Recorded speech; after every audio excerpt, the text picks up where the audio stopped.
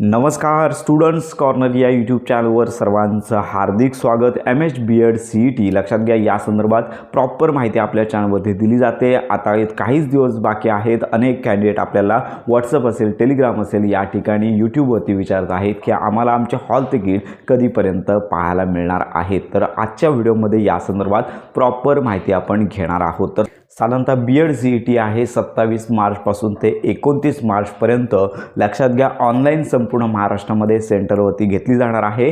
त्यामुळे या B.Ed CETचे hall ticket आहे साधारणतः 20 तारखेनंतरच म्हणजेच 6 दिवस अगोदर विद्यार्थ्यांना त्यांच्या लॉगिनमध्ये पाहायला मिळणार आहेत। तर याच्यामध्ये सगळ्यात महत्त्वाची बाब म्हणजे जर CET फॉर्ममध्ये काही करेक्शन राहिलेले असेल किंवा करेक्शन विंडो ओपन करून देण्यात आली होती, त्याच्यामध्ये मला करेक्शन करता आले नाही तरी देखील घाबरण्याचं काहीच कारण नाही आहे। कारण का ज्यावेळी तुम्ही हॉल तिकीट घेऊन एक्झामला जाता त्याच्यासोबत तुम्हाला अंडरटेकिंग घेऊन जायचं असतं। जर तुमच्या चुका झालेल्या असतील नावामध्ये, स्पेलिंगमध्ये, बर्थडेटमध्ये किंवा इतर माहिती चुकलेली असेल तर तुम्हाला हे अंडरटेकिंग ऑनलाईन प्रिंट तुम्हाला काढायची आहे। ज्यावेळी हॉल तिकीट जनरेट होईल त्यावेळीच आपल्याला हे अंडरटेकिंग पाहायला मिळणार आहे आणि हे अंडरटेकिंग घेऊन तुम्हाला CET सेलचं जे सेंटर आहे त्या ठिकाणी जायचं आहे आणि त्या ठिकाणी सबमिट करायचं आहे। तुमचं करेक्शन डायरेक्ट केलं जाणार आहे। त्यामुळे जर तुमचं करेक्शन राहिलेलं असेल तर घाबरण्याचं काहीच कारण नाही आहे। CETच्या परीक्षेच्या वेळी देखील तुम्हाला हे करेक्शन करता येणार आहे। तर या संदर्भात स्पेशल व्हिडिओ आपण देणार आहोत।